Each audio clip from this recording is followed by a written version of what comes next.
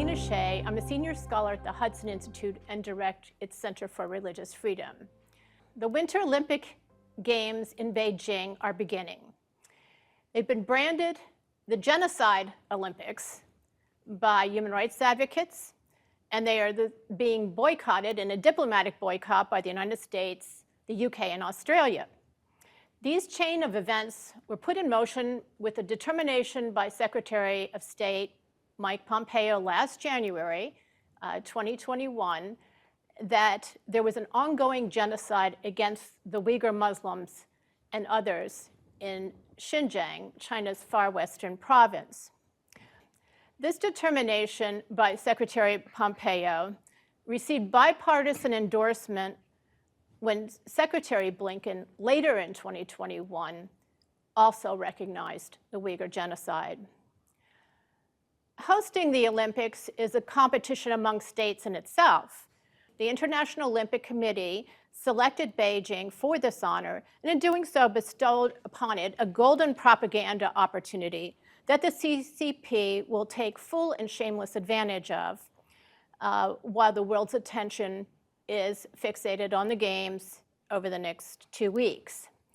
Expect it to present a cheerful and confident facade and suppress any hint that Uyghurs or others are suffering egregious atrocities and repression at its hands. Expect CC apologists to vehemently deny that genocide is happening and say that they don't care if there's a Uyghur genocide anyhow. Hudson Institute's Center for Religious Freedom is committed to ensuring that this genocide, is not forgotten. We are holding an Olympic boycott series. This would consist of 4 deep dive discussions with top China experts on genocide and religious repression across China. I'm delighted to kick off this series with our first expert, Dr. Miles Yu.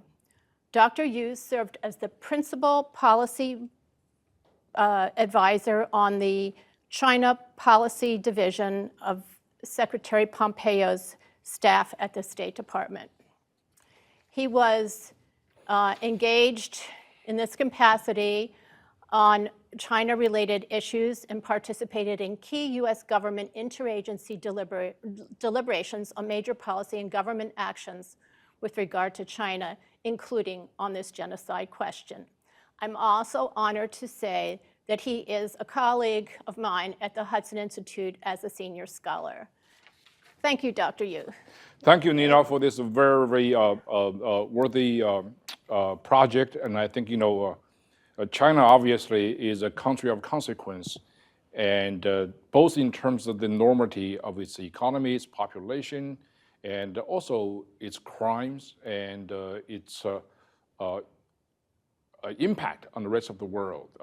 When I say China here, I have to make a distinction that the Chinese Communist Party and the Chinese people and China, the nation, are very different, completely different. That's the point that Secretary Pompeo pointed out very, very clearly throughout his entire tenure at the State Department.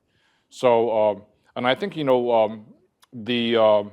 Uyghur issue is particularly poignant because it distinguished this administration from the previous administration in the U.S.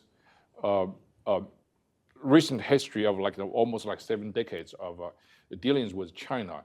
In other words, we try to hold the Chinese government accountable for its actions. So this is one of the very good examples of that government policy and major policy switch. And I'm very glad that we started with this discussion. Yeah. I couldn't think of any better person to start it with, Miles, because you have been writing about this a long time, even before the decision was made.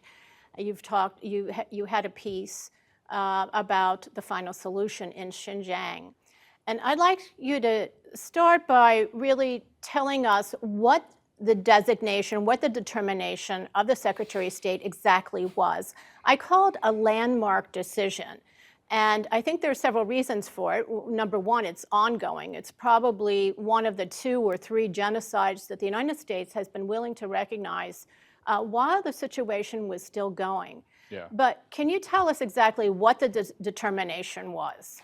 Okay, so the determination is very significant, number one. Let me just say a few words of why this matters. Normally, the designation of genocide is done by an international criminal tribunal, I believe. So in recent memory, they have that court has designated, for example, genocide in Rwanda and Srebrenica.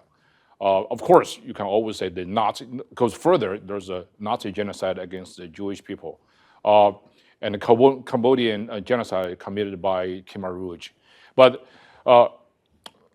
you can designate the genocide in a way that could be interpreted legally, and also you can designate it by other means too, but in compliance with the legal definition of genocide. There was actually a very specific definition of genocide by the United Nations. So I have here with this Convention on the Prevention and Punishment of Crimes of Genocide. This is a UN document. Article 2 specifically mentioned this. I'll read this very short paragraph, designation of genocide, what it is, and then I'll go back to what the US government action really was all about. Article 2 of the Convention on the Prevention and Punishment of Crime of Genocide. In the present convention, genocide means any of the following acts committed with intent to destroy in whole or in part a national, ethnical, racial, or religious group as such. A, killing members of the group. B, causing serious bodily or mental harm to members of the group. C, deliberately inflicting on the group conditions of life calculated to bring about its physical destruction in whole or in part. D, imposing measures intended to prevent birth within the group. And E, forcibly transferring children of the group to another group.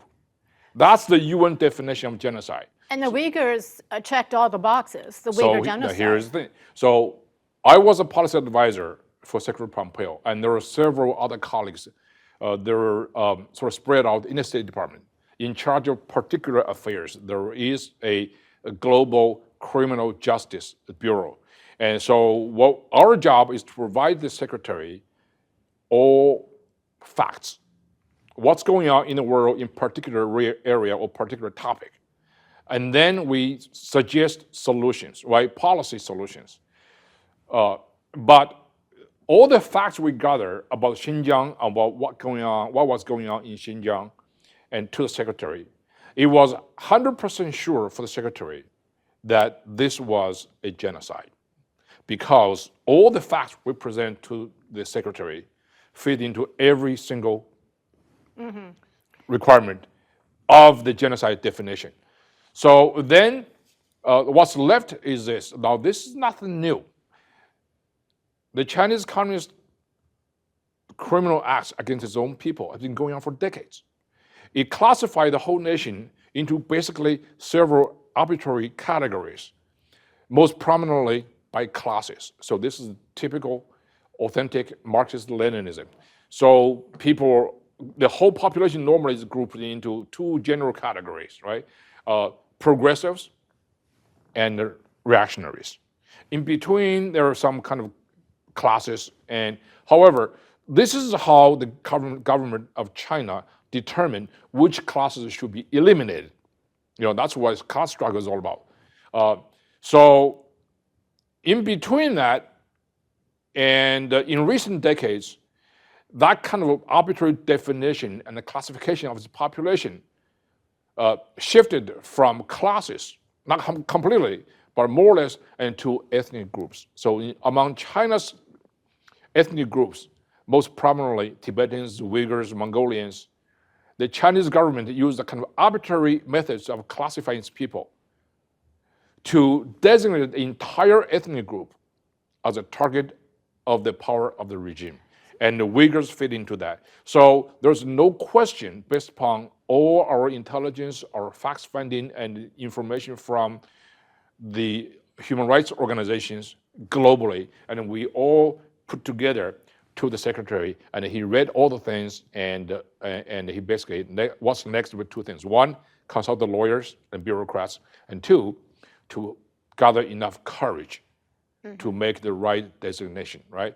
So he was really in the lead. I mean, he didn't have the bureaucracy behind it, but we can get into that in a minute. But the press makes it sound that there was this vast network of concentration camps in Xinjiang where the local population was being detained by the CCP, and that was the reason for genocide, because there is this, it resonates to have concentration camps, it brings up images of the Holocaust, but that is not what you're saying. That really is not part of the genocide definition, and that there was actually precise facts that were then identified to establish that this was legally, this was under the international definition, the most heinous crime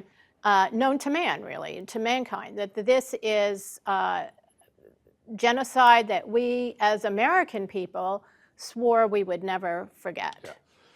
Yeah. You're right. The widespread, massive concentration camp system in Xinjiang, for the specific purpose of confining the Uyghurs,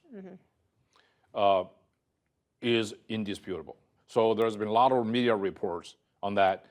In popular perception, however, that seems to be the only imagery people have. That is, genocide is supported by this mass concentration camp system. That's true, but that's just one tip of the iceberg. Because beyond that, to designate Xinjiang atrocity as a genocide, a national leader would have to consider the following. Number one, is there any other aspect of these crimes in Xinjiang that fit into 100% the UN definition of genocide? Number two, and I think this is actually a most critical one, is to prove the intent of the perpetrator.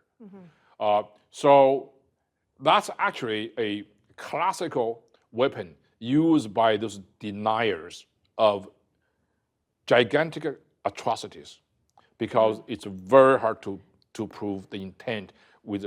I mean, even up to this day, you still have some kind of a revisionist Holocaust denier to challenge the world to find a piece of instruction written by Adolf Hitler to exterminate the Jews. Yeah. Even though the entire policy, the entire Nazi's Third Reich's existence is built to reach that particular goal. We have also empirical evidence to prove that genocide took place, right? So this is kind of very technical. So what I'm trying to say here is, in the Xinjiang designation, to prove the intent of Communist Party actually is not really that difficult, because we also have leaked documents, ream after ream of documents, which were later published by places like New York Times, to actually prove there is a systemic policy from top down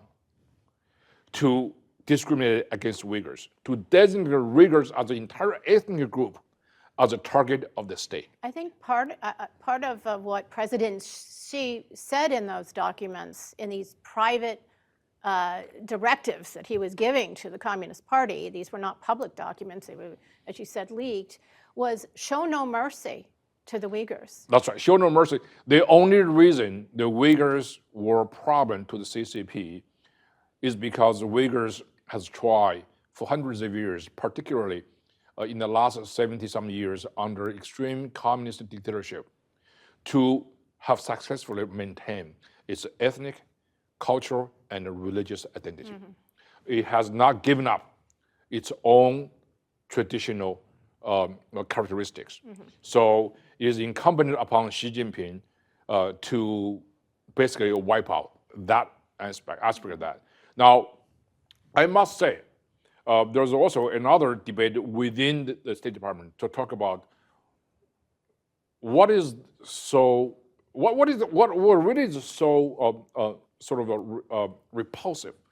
Obviously, to put people into the camp, yes. But if we focus just on torture, the Uyghurs themselves physically is not enough, because there is also another aspect that we have to really consider. That is the purpose of the Chinese Communist Party to put these people into camps. It's not necessarily to physically exterminate them. Well, they said it was for vocational training. That's right. But it's to basically remove their mind, to force them to go through a ideological indoctrination process. So they will emerge from those camps as something totally different in the Chinese Communist parlance, will become a socialist new person. That is, they would emerge from that having gotten rid of their own belief in Islam, their own ethnic tradition, and their own belief in the uniqueness of their culture. So that's basically the purpose of the Chinese Communist Party. Brainwashing. So in addition to the physical torture, physical confinement part of that, there's also a higher purpose for the Chinese Communist Party. That is to change their mind, to change their belief system. That's why it is very, very disheartening for me to see that many Muslim majority countries did not have the guts, courage to speak up to defend their own religion. Because the purpose of the Chinese Communist Party is not only to physically torture those Uyghurs, but ultimately to destroy their faith. And this is a religious war. This is a classical Marxist-Leninist war against all organized religions, Muslim in particular, right? So this is a case that we have to see beyond that. Just on that point, how did the CCP deceive the Muslim world? I mean, they brought some of them in, I think, to see the camps, or they gave they gave them a Potemkin tour, or they just weren't willing to see. I don't think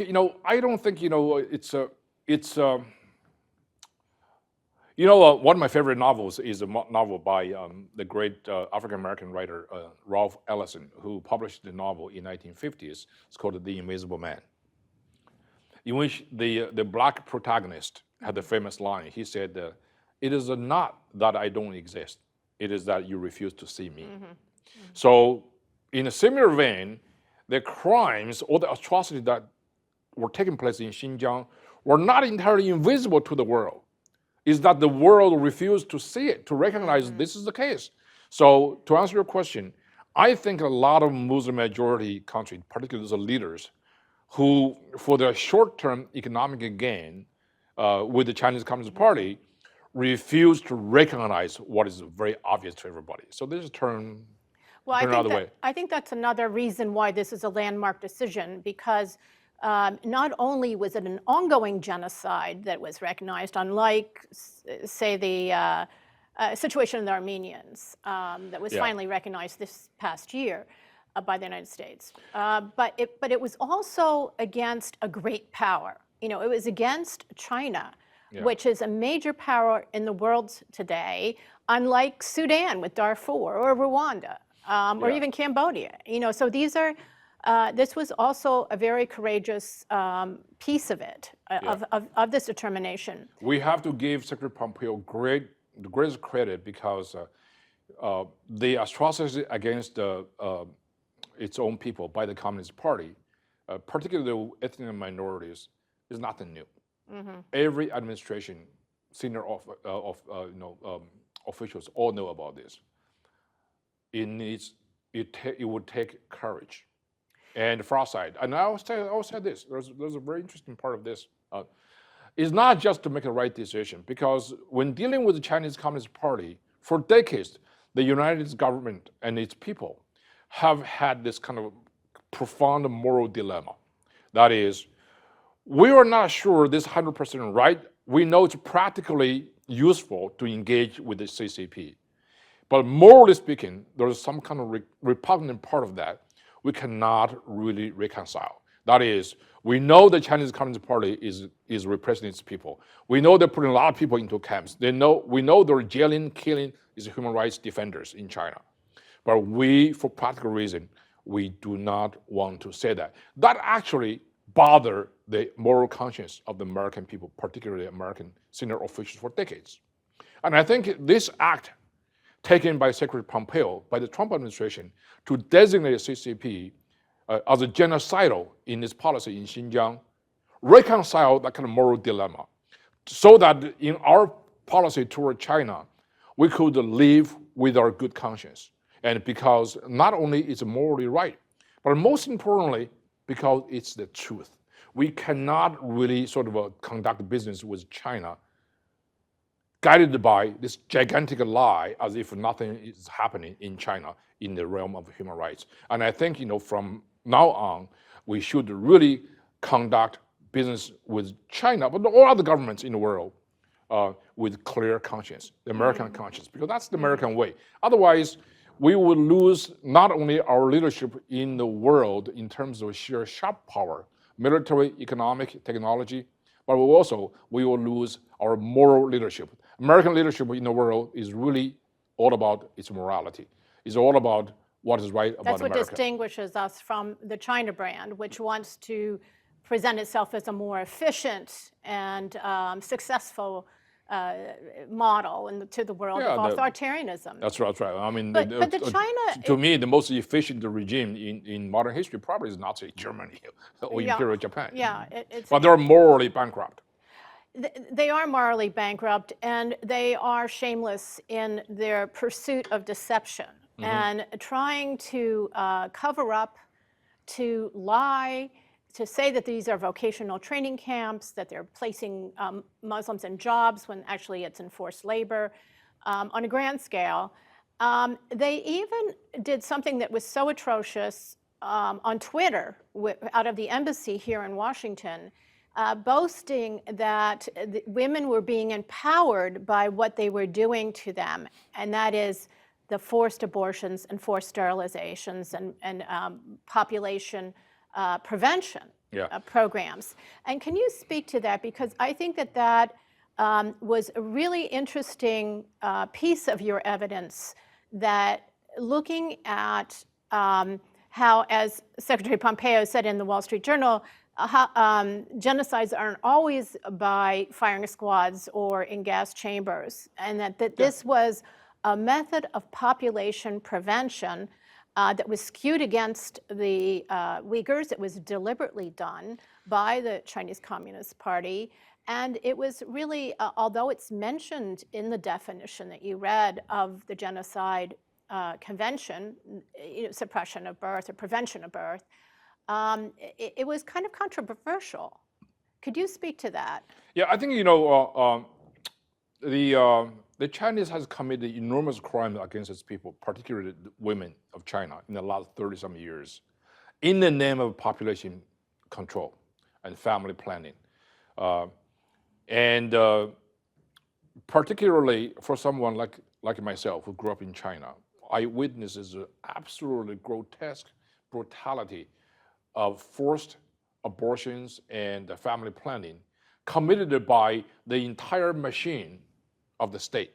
So against Uyghur women is particularly repulsive, because if you look at the population decline rate in the last several years, when Xi Jinping intensified the repression against Uyghurs, it was shocking. It was like several dozen times higher than the national average population decline. So clearly, there was an intended policy to diminish the size of Uyghur population and force this Uyghur woman to marry non-Uyghur men, so that they somehow, through this kind of forcible methods, quite disgusting, that would homogenize the Uyghur population. Those policies were outrageous, outrightly outrageous. And but for the Chinese people, for the regime itself, it really doesn't matter much to them because in China there has been a persistent what the Mr. Arand said called the banality of evil. There are so many things that's going on, but because become a common occurrence, so people don't take it very seriously. So we have to really reawaken people's sense of outrage against what's going on in China. So a lot of things going on. Olympics, the same thing. Olympic is for a normal nations to have a occasion to celebrate the triumph of individual athletes. It should never be used to legitimize a genocidal regime. It should never be used as a tool through which a genocidal regime propagandizes its own global image and polishes its own crime. So that's the whole moral issue behind granting Beijing the host privilege of Olympic Games. Well, so you had the satellite imagery showing that there were these concentration camps, a vast array of them, and they were military, I believe, satellite photos from the United States, not from China. You had the leaked documents with the president's intent to show no mercy on the Uyghurs, to target the Uyghurs and the other ethnic Muslims. And to what he called balance their populations with the Han majority Chinese, by which he meant, as you just explained, diminishing the growth rate. And I think it was something like a plummeting of 24% from 2018 to 2019, compared with a 4% drop in population for China overall. So you had that stark statistical information. But then there was the testimony of Uyghur women talking about, the ones who had escaped abroad were able to say what had happened to them.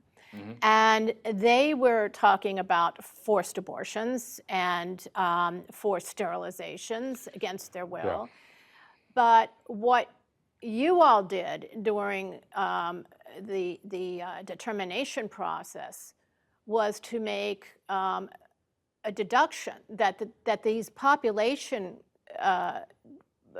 growth suppression or plummeting was related to what the women had been saying for years, and no one really added it up or thought that it amounted to anything or believed that. Yeah, so this is not a really sort of aberration, right? This is like the norm, because if a Communist Party is targeting some particular group, either by social class or by ethnicity, and their determination is unmatched because they control all human and natural resources to reach its goal. It's ruthless. It cannot be stopped.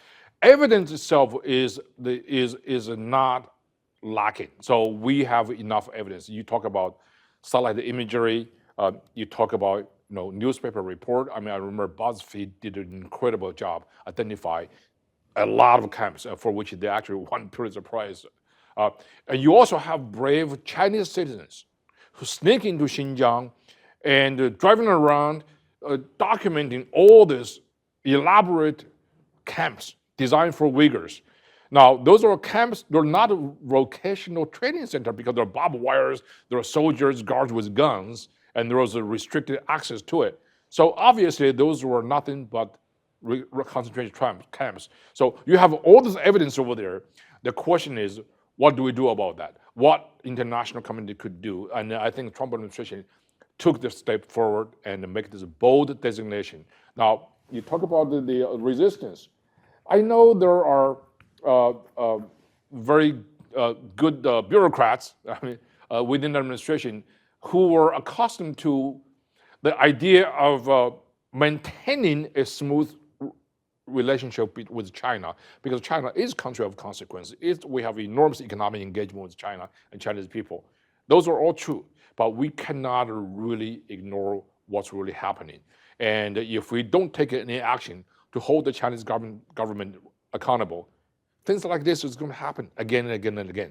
So for that, and I think, we did the right thing, and I'm very grateful to be part of that. And I think, there are a lot of people within the government who actually contributed to this work. So it's not one individual, but ultimately it would take the Secretary of State to make a decision.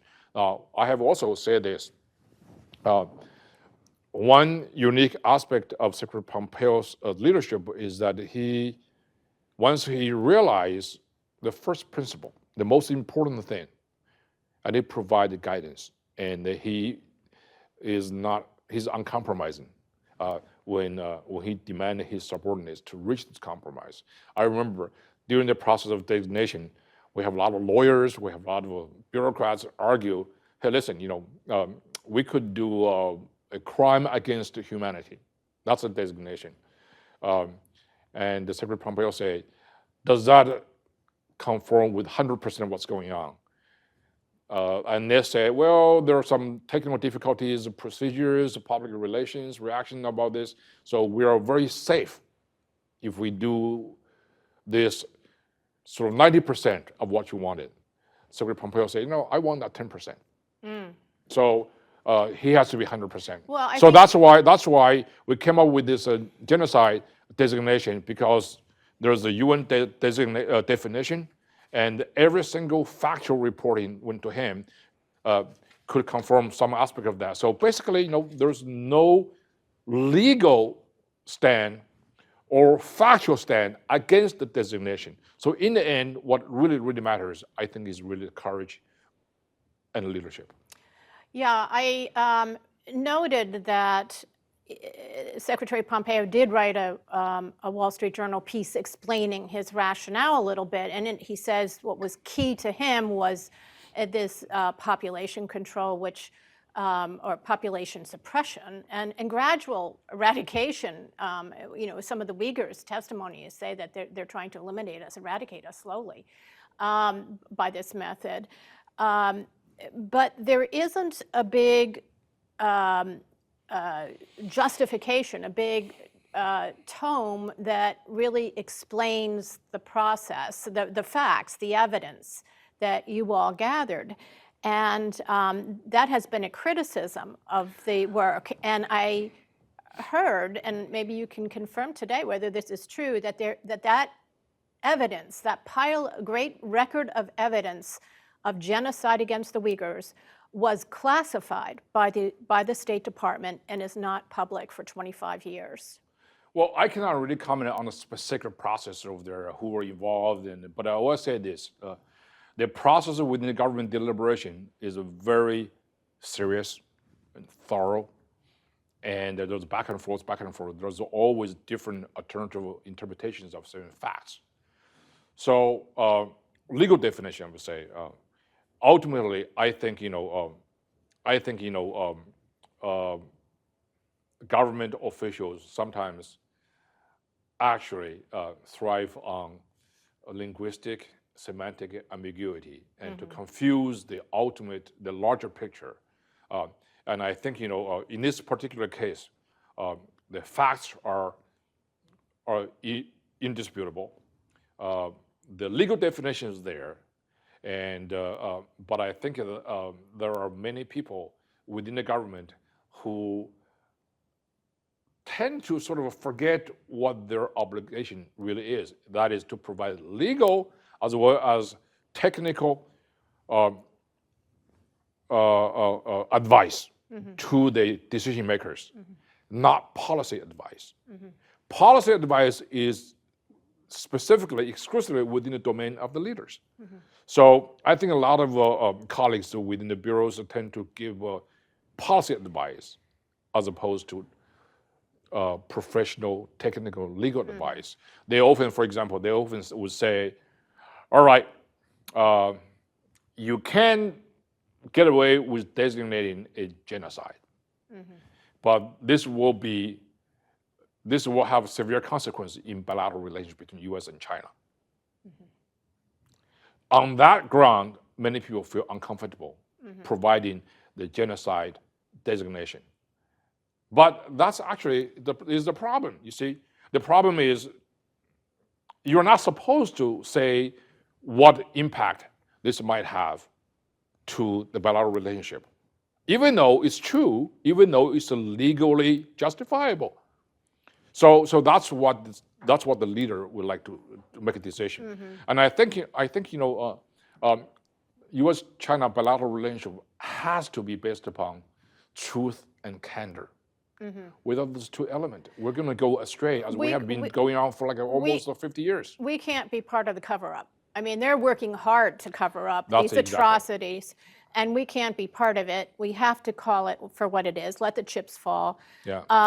And you know that because the Genocide Convention does have a definition in black and white, because it was adopted, it was the first human rights treaty to be adopted unanimously by the UN General Assembly back in '48. It really holds a lot of weight, and it has permeated the American consciousness that this is something that we stand against. We stand against genocide.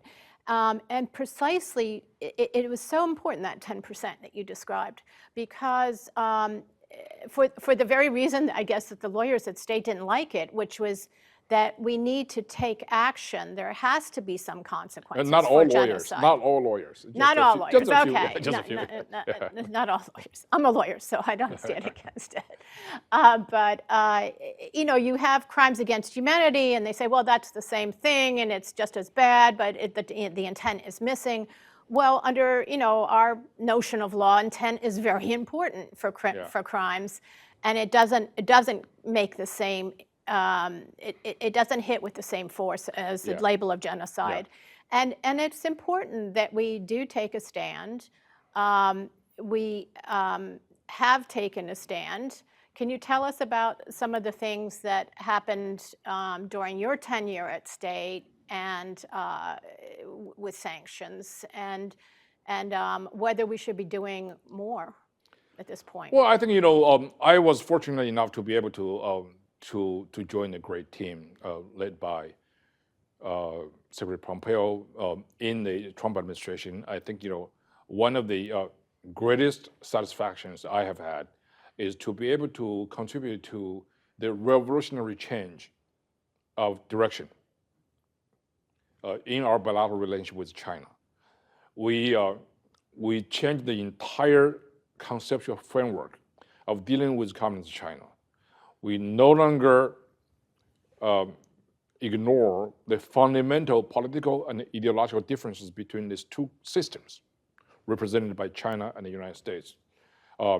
We no longer tolerate China's rampant infringement upon intellectual property rights, upon our national security, among our subnational governance, for example.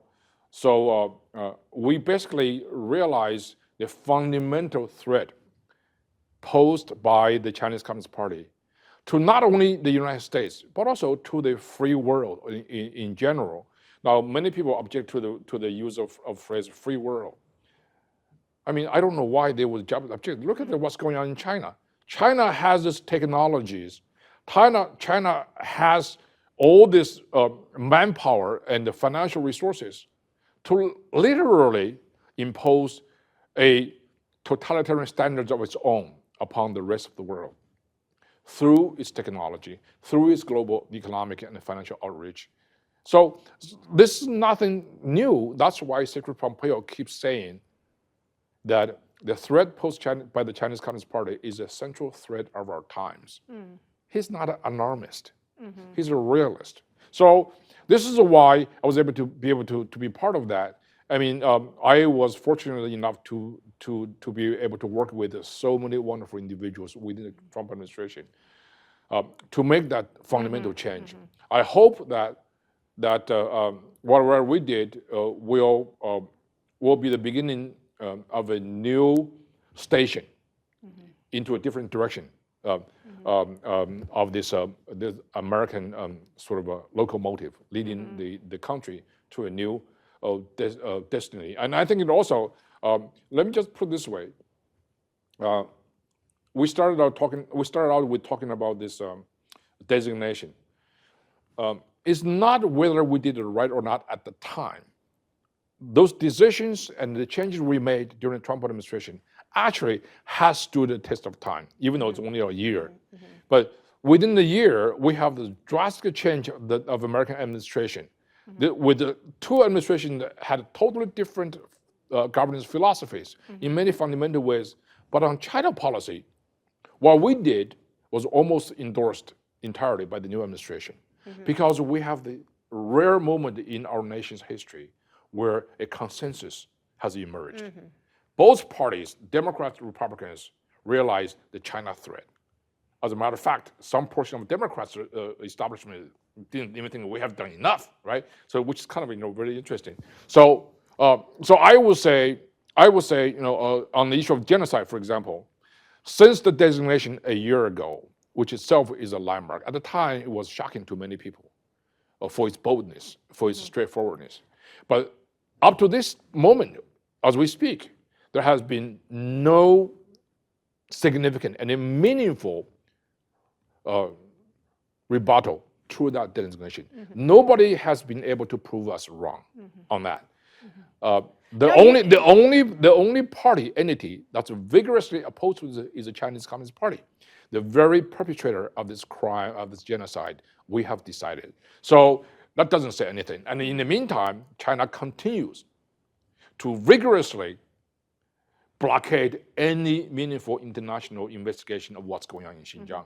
So, I mean, the repression continues. It's going on. So that's why I think, even though it's a landmark decision, and I think, we did the right thing, and the world has really followed American leadership. Yeah, there has been real leadership, and we're now seeing it play out, even with these games.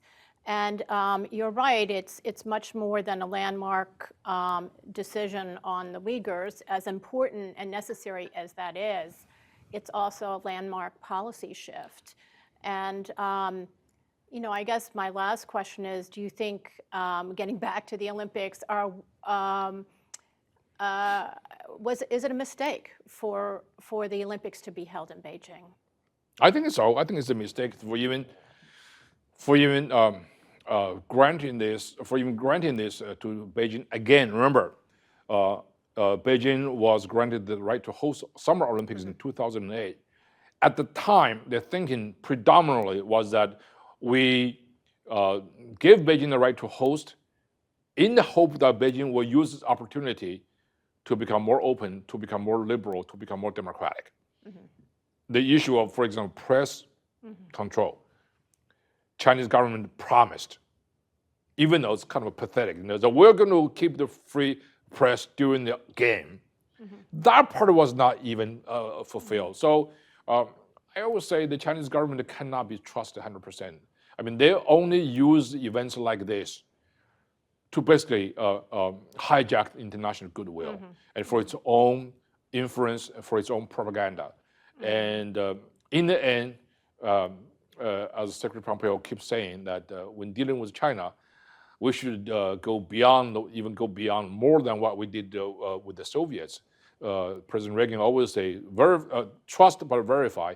When dealing with China, CCP, we should always do something, distrust and verify, because their pattern of mendacity has been so well established.